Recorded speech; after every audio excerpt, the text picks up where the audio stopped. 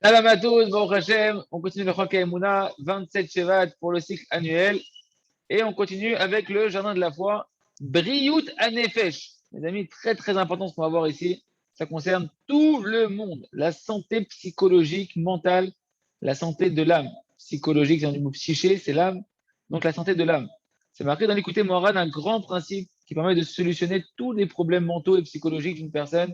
Dans l'enseignement 173 du l'écouté Moran, que l'âme, donc le psychologique, le mental d'une personne, et la émouna et la foi d'une personne, c'est une même dimension.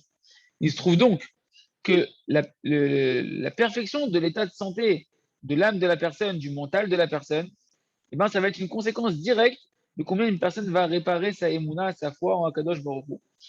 Et si c'est ainsi, on comprend que tous les problèmes psychologiques, mentaux, sont un problème de foi en Akadosh Baruch Hu. Toutes les perturbations au niveau du mental de la personne, ça provient d'un embrouillement, d'un dérèglement de la foi de la personne. Et tout endommagement de l'âme et du psychologique, c'est directement une conséquence d'un endommagement de la foi de la personne. Toute faiblesse psychologique, c'est une faiblesse de la émouna, etc., etc. Et toutes les maladies mentales, comme les peurs, et ça concerne tout le monde, les amis, les peurs, les angoisses, la culpabilisation, le fait d'avoir une sensation de pitsouli c'est qu'on appelle ça schizophrénie, d'avoir une dualité, une double personnalité, le désespoir, la dépression, etc. Tout ça, en réalité, elles sont enracinées. La racine du problème, c'est une défaillance au niveau de la foi de la personne. Et toute personne qui est malade mentale, s'il apprend, et on est tous un peu malades mentaux, si on apprend à renforcer notre foi et qu'on va prier pour vivre selon la foi qu'on va renforcer, alors on pourra guérir de notre maladie mentale. Et plus une personne va réparer sa foi, et plus elle va mériter de réparer son âme et son mental, parce que la émouna et l'âme et le mental de la personne sont une seule chose, comme on est en train de voir ici dans cette Torah d'écouter Mohammed. Donc si c'est ainsi, tout homme, même si dans la société et dans la communauté, on le considère comme un homme normal, on ne dit pas c'est un détraqué mental, cette personne-là, eh bien, chacun d'entre nous, véritablement, on a beaucoup de problèmes psychologiques à l'intérieur de nous, que ce soit de la tristesse, soit des peurs, des angoisses, des sensations d'insatisfaction personnelle, sensations d'ennui, de faiblesse mentale, toutes les sortes d'humeurs. Une personne a des sauts d'humeur, des soucis, de la colère, etc., des nerfs. Toutes ces choses-là sont l'expression d'une maladie mentale, d'un trouble psychologique. Et si une personne elle va travailler sur sa foi, alors elle pourra mériter de guérir de tous ces problèmes psychologiques de Hachem. Voilà la grande école de la santé, de la médecine de l'âme. C'est mamash l'école de la Emouna. On continue avec le livre Le Jardin des Louanges. Ashgacham Chavenet, la providence d'Hachem est là pour nous diriger et pour nous aider à mieux accomplir la Torah. Et on va pouvoir ainsi comprendre ce qu'a écrit Rabbi Nathan lorsqu'il a dit que c'est seulement une personne qui a une émouna, une foi chazaka, qui est forte dans la providence individuelle, dans les moindres détails de la vie de la personne, qu'on peut dire que cette personne-là, eh ben, elle croit véritablement dans ce qu'on appelle le Sahar Veonesh, qui a dans ce monde-là des récompenses et des punitions directement liées à nos actions. Et pour comprendre en réalité ça, il faut qu'on ait conscience que l'essentiel de la récompense et de la punition dont on parle dans la Torah, elle est déjà dans ce monde-là. Il faut arrêter de croire que c'est dans le monde futur essentiellement qu'on va recevoir des récompenses et des punitions. Déjà dans ce monde-là, l'essentiel, ça se passe ici, tes récompenses et tes punitions de tes actions. Pour diriger un homme dans sa mission, on va le récompenser ou le punir, entre guillemets, pour le diriger. Et ça, c'est intrinsèquement lié à la foi que l'on va avoir dans la providence, dans les moindres détails qui est exercé par Akadosh Baruch Hu. Lorsqu'un homme il voit que quelque chose ne va pas comme ça devrait aller dans sa vie, que c'est difficile pour lui dans un domaine, etc., alors il se pose la question, pourquoi ça ne va pas comme je voudrais dans ma vie? Il y a ici une providence particulière d'Akadosh Baruch Hu qui m'invite à me réveiller, qui m'invite à augmenter mes prières, qui m'invite à réparer mes actions, qui m'invite à changer de cap, à changer de direction, etc. D'après cela, maintenant, on comprend très bien les paroles de Rabbi Nathan, que celui qui n'a pas une foi chazaka dans la providence de tous les détails de ce qui se passe, la providence divine particulière, alors il est en train de renier toute la Torah entière. Pourquoi? Parce qu'il ne croit pas, vu qu'il ne croit pas dans la providence divine, il ne croit pas qu'il y a une récompense et une punition qui s'exprime dans son quotidien. Il ne croit pas que le Créateur est en train de le diriger à chaque instant, à travers les événements de sa vie, vers le chemin qui est le juste chemin pour accomplir la Torah telle qu'Hachem il le désire. Mais non, cette personne-là, elle va d'après les désirs de son cœur. Et c'est la dimension, comme c'est marqué dans l'écouté Moharan, dans le premier enseignement de l'écouté Moharan. Celui qui, même qui étudie la Torah, mais qui ne croit pas que tout vient d'Hachem, comme une récompense ou une punition pour le diriger, eh bien, mon ami, tu es comme Esav. Esav qui étudiait la Torah, mais qui ne regardait pas l'intellect, l'intelligence divine qui se cache dans chaque événement de ta vie, qui t'appelle à te rapprocher d'Hachem à chaque instant, pour comprendre qu'est-ce qu'Hachem il attend de toi, comment de cet événement-là je peux me rapprocher d'Akadosh Baruch Hu. Si tu n'es pas dans cette dimension-là de recherche de la providence divine de chaque fait et geste qui se passe dans ta vie, alors on se retrouve dans la dimension de Esav, que Dieu nous en préserve, nous invite à aller voir la Torah à l'Ève du Likutei Moharan. Et il faut bien comprendre, dit le Rav, que le fait de méditer sur la providence particulière qui dirige un homme, eh bien ça se passe, ça doit aller jusqu'aux choses les plus petites de la vie de tous les jours, dans les moindres détails de la vie de tous les jours. Que déjà des plus petits détails de ta vie, on appelle un homme, on appelle à réveiller un homme. Et un homme, il doit se réveiller pour s'approcher de Kadosh Baruch Hu, déjà de toutes petites souffrances de sa vie. Tu ne dois pas attendre de recevoir des grosses punitions, des gros coups de bâton sur la tête pour te réveiller et chercher qu'est-ce qu'on te fait comme allusion dans le ciel. Comme c'est marqué dans la Gemara déjà, que lorsqu'un homme il rentre sa main dans sa poche pour retirer 3 pièces, et que finalement, tu en as retiré de ta poche que 2 pièces, et que tu dois remettre ta main dans ta poche pour retirer la 3e pièce, ça s'appelle déjà, au nom d'Hachem, aux yeux d'Hachem, une souffrance qui t'a envoyé. Il y a déjà ici une providence individuelle pour te réveiller. Parce que véritablement, normalement, tout aurait dû être lisse, nickel. Tu aurais dû mettre ta main, prendre tes 3 pièces d'un coup. C'est pas normal que tu dois remettre ta main encore une fois pour aller reprendre une pièce. Et ici, ça s'appelle déjà, regardez la miséricorde d'Hachem, l'amour d'Hachem. Ça s'appelle déjà une punition d'Hachem, que tu dois te fatiguer de remettre ta main encore dans ta poche. Mais ça va dépendre à ce que toi, tu y crois, ça. Est-ce que tu crois véritablement que Hachem, il agit, il interagit avec toi jusqu'à ces petits détails-là? Un homme, il doit avoir foi, lorsqu'il se gratte la tête, que ici aussi, il y a une providence divine qui l'invite à se réveiller, à réparer quelque chose. Et il doit savoir qu'il y a quelque chose, il y a quelque chose ici qui a engendré qu'on lui fasse une telle allusion que ça lui démange dans la tête. Parce qu'on sait que la tête fait référence au tzaddik, Roche Béné Israël, Rabbi. Le Rabbi, c'est les initiales de Roche Béné Israël, la tête des Béné Israël, donc la tête. Donc, toutes sortes de problèmes qu'il va avoir, les maux de tête, il faut que ça lui gratte la tête, etc. Ça va lui faire des allusions sur toutes sortes de messages qui vont être liés à son rapprochement au tzaddik de la génération. Et ainsi, chaque membre du corps, il va faire allusion à une certaine mitzvah, à un certain commandement, comme c'est connu. Par exemple, les poumons, ils vont être en regard des 5 livres de la Torah. Il y a 5 lobes dans les poumons en regard des 5 livres de la Torah. Celui qui a un problème de santé que tu nous en préserves dans les poumons, il doit vérifier lui-même est-ce qu'il fait bien, par exemple, le Shnei Mikra Vechatargum, de finir la paracha de la semaine, 2 fois le verset avec sa traduction en araméen. Le coup, ça fait référence au Beth Amikdash, parce que c'est marqué que Yosef, il a pleuré sur les coups de Binyamin, et etc. Et bien, il a pleuré sur les coups de Yosef. Le cou, c'est là-bas, c'est le Beth Amikdash. Donc, quelqu'un qui a mal au cou, il doit se demander est-ce qu'il prie suffisamment sur la destruction du Beth Amikdash, le Tikkun Chatzot, etc. etc. etc. Chaque membre du corps, en réalité, il va être en regard d'une mitzvah, d'un commandement. Et un homme qui a foi dans la providence individuelle d'Akadosh Baruch Hu, il sait que chaque chose qu'il ressent dans sa vie, c'est en regard d'une dimension spirituelle qui doit réparer ou bien renforcer. Et donc, il va être dans une recherche de savoir comment je dois faire teshuva par rapport à ce qui m'arrive dans ma vie. Et il va demander à Kadosh Baruch Hu qu'il éclaire ses yeux. Qu'est-ce que je dois réparer? Il va demander aux tzadikim. Il ne reste pas tout seul. Il va voir les tzadikim après. Il va voir les tzadikim pour qu'ils l'éclairent. Pourquoi ces souffrances, elles s'abattent sur moi, telle ou telle souffrance? Et qu'est-ce que je dois faire comme tshuva? Sur quoi je dois me repentir? Et ainsi, tout ce qui arrive à un homme dans ce monde-là, en bien ou en moins bien, eh ben, c'est ce qu'on appelle la récompense et la punition dans ce monde-là, afin de quoi? De diriger l'homme vers le bon chemin pour lui, comme c'est marqué dans le Sefer Siach Yitzhak, sur le verset Hu Hashem Elokeinu Bechol Haaretz Mishpatav, c'est Hashem notre Dieu, Hashem la conduite de miséricorde, ce qui nous paraît des bonnes choses, Elokeinu, la conduite d'Hachem de rigueur, qui nous paraît des moins bonnes choses. Dans toute la terre s'exprime Mishpatav, ses jugements, tout ce qui se passe sur terre avec chacun d'entre nous, les bonnes choses, les réussites, ou on regarde des choses qui sont plus difficiles ou des souffrances, tous ce sont des mishpatav, des jugements, les jugements d'Hachem, les jugements que Kadosh Baruch Hu a tranchés dans le ciel en tant que récompense ou en tant que punition dans ce monde-là pour nous diriger. Et celui qui veut approfondir toutes ces notions-là, qui étudie bien comme on fait dans le Chok HaEmuna, le jardin de la foi, où là-bas c'est expliqué en long et en large comment mettre les bonnes lunettes pour comprendre les allusions d'Hachem à travers ce qui nous arrive dans notre vie, dans tous les domaines de la vie. On continue avec le livre à travers Champ et Forêt, merci Hachem, pour faire tous les jours notre heure des doutes. Merci Hachem. En Clounot, il n'y a pas de plainte en regard d'Akadosh Baruch Hu. Voilà, nous dit le Rav qu'un homme il est venu me voir, alors qu'il était déjà dans un âge assez avancé, et il ne s'était toujours pas marié. Et il a commencé à pleurnicher et à se plaindre devant moi, et en disant au Rav, regarde, j'ai tel âge, et pourtant je ne suis toujours pas marié, etc.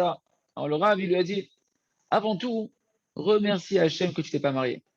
Et seulement après, je pourrais commencer à t'aider.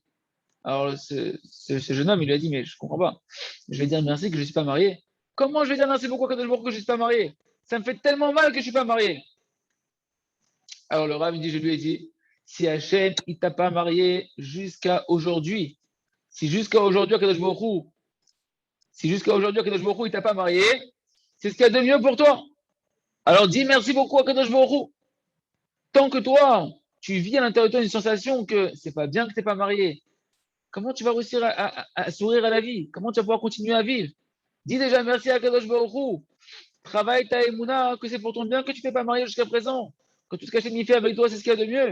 Il n'y a aucune erreur ici. Tout est précis et calculé en fonction de ce que tu dois traverser dans ta réparation à toi et ta mission à toi. Et c'est ça, mes amis, qu'on doit comprendre. On doit être attaché au but pour lequel on a été créé. Il se trouve donc, nous dit le Rav, un homme qui a la foi en Hachem, il peut constamment dire merci à Kadosh Baruch Hu, surtout. Pourquoi? Parce qu'il a une foi totale, que tout est pour son bien, pour le rapprocher de son but, de sa mission.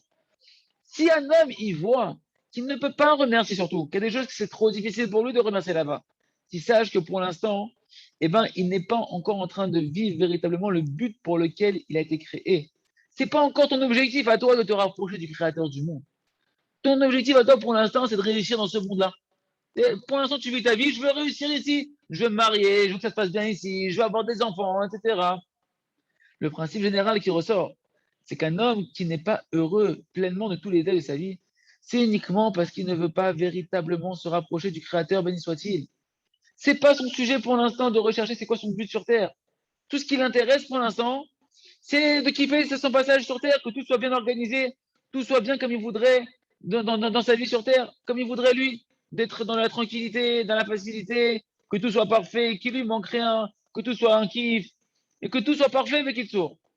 Par contre, on regarde ça, un homme qui veut véritablement chercher, arriver à pouvoir réaliser sa mission sur Terre, à pouvoir arriver à son objectif, à sa destination, à son but pour lequel il a été créé, il verra que véritablement, il peut remercier Akadosh Baruch Hu sur tout. Et avec une grande facilité, il pourra remercier Akadosh Baruch Hu, même du fait qu'il ne s'est pas marié.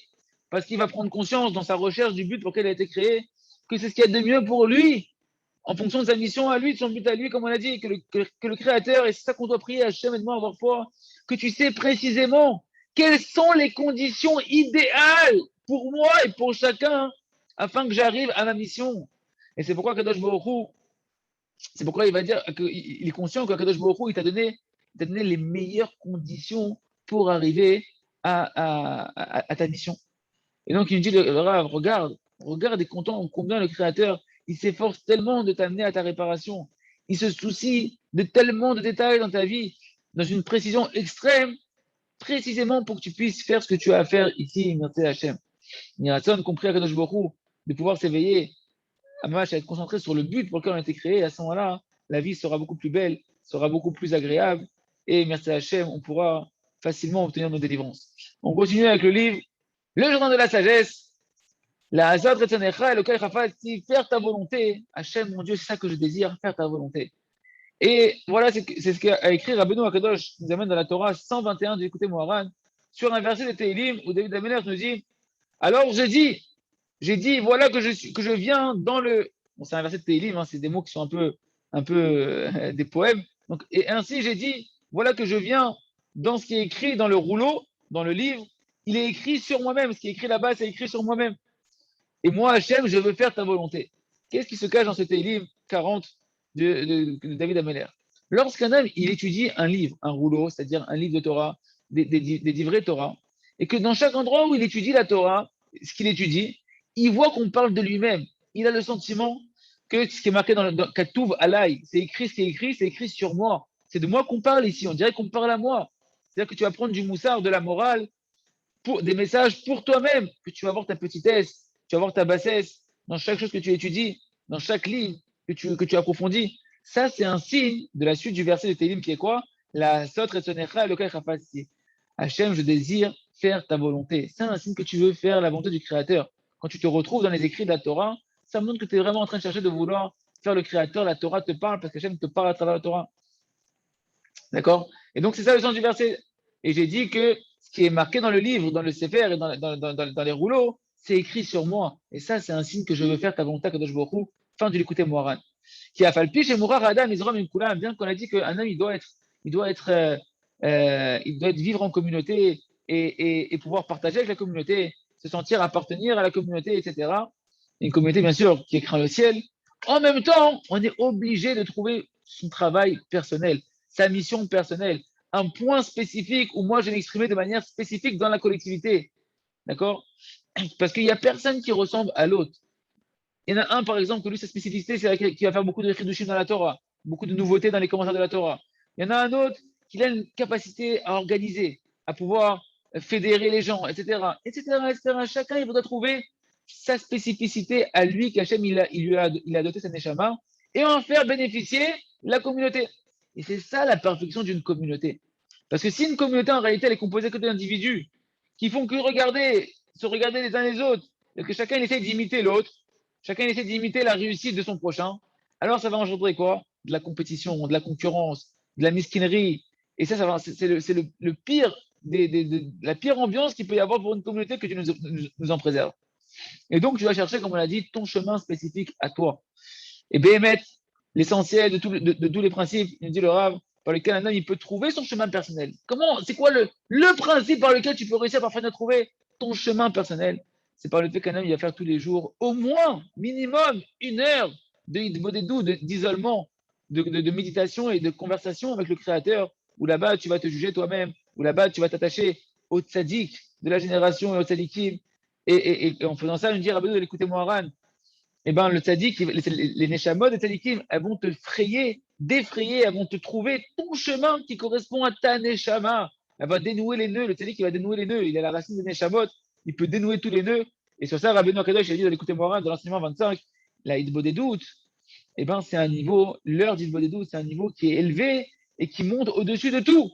Et nous, on veut rajouter les mots suivants, c'est aussi le chemin qui t'est spécifique plus que tous les autres chemins du service divin. C'est un chemin dans lequel un homme, eh ben, il va pouvoir, c'est la seule mitzvah de la Torah véritablement, le seul service divin véritablement de toute la Torah et des mitzvot, où tu vas trouver véritablement quelque chose de spécifique à toi. Tu vas parler à Hachem de ta vie, tu vas parler à Hachem de tes problèmes, de tes aspirations.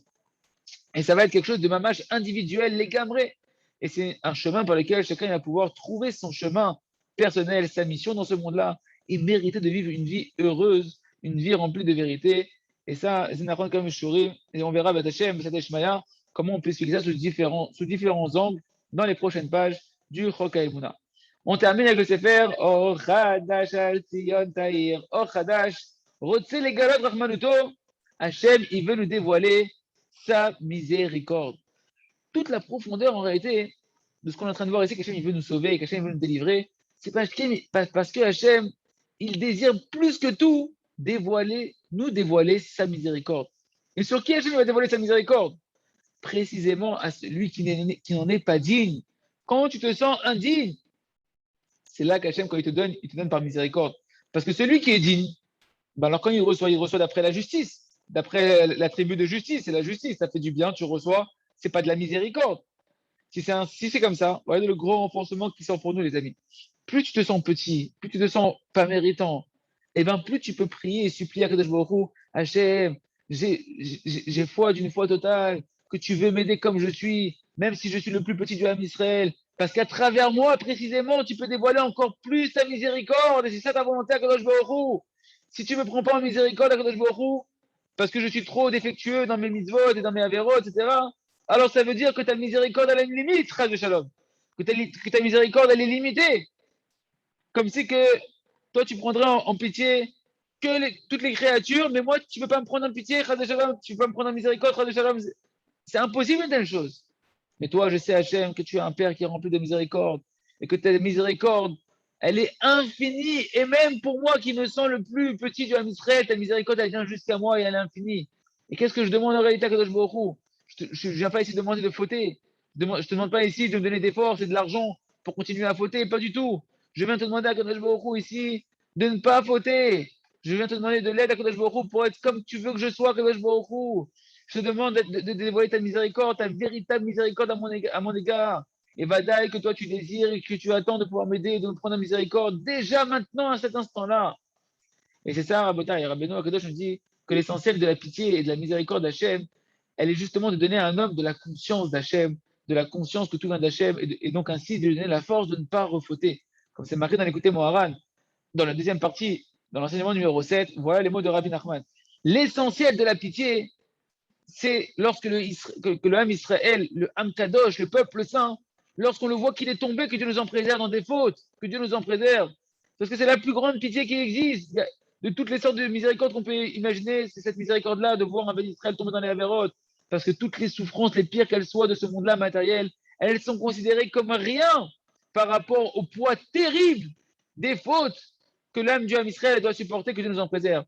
Car lorsqu'un Ben Israël, que Dieu nous en préserve, il tombe dans des fautes, alors c'est un poids qui est insupportable pour la Neshama, parce qu'elle ne peut pas du tout supporter le poids des fautes de la Neshama. Comme c'est marqué, comme un poids très très lourd, ça s'est abattu sur moi, dit David Amer dans Télim 38, verset numéro 5. Parce que nous dit Rabbi Nachman de Breslev, c'est lui qui connaît la sainteté du Ham Israël. D'où est-ce qu'elles proviennent, les âmes du Ham Israël, qui connaît la spiritualité, la subtilité, le raffinement de chaque Ben Israël. Alors il sait que le Ham Israël, dans sa racine, la racine de son âme, il est à l'extrême opposé de la faute. Et qu'il n'y a aucune faute que tu peux apparenter du tout à l'âme du juif. C'est antinomique, un juif et une faute. L'âme du juif et la faute, c'est quelque chose qui sont incompatibles. Tellement la kedusha de la racine de notre âme et la subtilité de notre âme, elle est tellement spirituelle et tellement grande. C'est pourquoi toutes les souffrances de ce monde-là, elles sont considérées comme rien du tout par rapport au poids des fautes de Shalom qui s'abattent sur un Ben Israël. C'est pourquoi l'essentiel de la pitié qu'on doit avoir à Hachem, la pitié qu'il a à Kadosh Baruch Hu, c'est d'avoir pitié du Ham Israël, du peuple saint d'Hachem, de les sortir du poids des fautes. Et c'est pourquoi Moshe Rabbeinu à Shalom, à chaque fois qu'il voyait que l'homme Israël tombait dans quelconque avéra, alors il se donnait corps et âme, il faisait don de lui-même pour prier pour le Ham Israël. Par exemple, dans les faux des explorateurs, etc. Parce qu'il savait, Moshe Rabbeinu, que en fonction de la Gdusha du Ham Israël, de la subtilité de leur âme, ils sont à l'opposé de la faute. Et c'est impossible pour eux de supporter le poids de la faute. C'est pour ça qu'un Israël tombe dans la tristesse après les avéros de Shalom. Ou Béhémet, d'où est-ce qu'elles viennent les fautes? C'est quoi la racine qui a engendré qu'un Ben Israël tombe dans la faute, c'est uniquement parce qu'il n'a pas de connaissance d'Hachem, il n'a pas conscience d'Hachem. Comme dit la Gemara dans la Secrète Sota, page 3, un homme ne tombe dans la faute que parce qu'il est rentré en lui un vent de folie, un vent d'inconscience. Tu n'as pas de conscience d'Hachem. Et c'est ça la vraie pitié d'un juif, qu'on doit avoir envers un juif, envers le peuple d'Israël. La plus grande des miséricordes qu'on peut avoir envers l'homme d'Israël. C'est de quoi? D'avoir pitié du homme d'Israël afin de rentrer dans chaque bon Israël de la conscience d'Hachem, du Da'at, comme c'est marqué dans Télim 41. Ashrem Askil Eldal, heureux celui qui rend intelligent le pauvre. Le pauvre, la Gemara nous dit dans Masechet Nedarim, page 41, il n'y a pas de pauvre que le pauvre de la conscience d'Hachem. La seule pauvreté, mon ami, c'est d'être inconscient d'Hachem. Donc tu veux rendre le peuple d'Israël heureux, rends-le intelligent, rends-le conscient d'Hachem, sors-le de sa pauvreté spirituelle. Et c'est ça qu'on doit avoir comme véritable miséricorde sur l'âme d'Israël, de lui rentrer dans le peuple d'Israël du Da'at, de diffuser la Emouna, les amis, au âme d'Israël, de diffuser les Sifrei Rabbeinu et les Sarim du Ravarouche. Vezot Achli, c'est ça le but de toute la création. Car Hachem a créé le monde pour que le monde, nous dit Rabbi Nachman, il soit habité. Comme c'est marqué, j'ai pas créé le monde pour qu'il soit déserté, qu'il soit dans, dans, dans, dans, abandonné. Je l'ai créé le monde, comme dit le prophète Échaïa, pour qu'il soit habité. Je l'ai créé pour qu'il y ait des habitants. Mais celui qui n'a pas de conscience d'Hachem, il n'est même pas appelé par le titre d'homme. C'est même pas un homme. Un homme qui est inconscient d'Hachem, c'est pas un homme. C'est-à-dire que tu peux avoir 6 milliards d'habitants et que le monde, en fait, il est désert pour Hachem.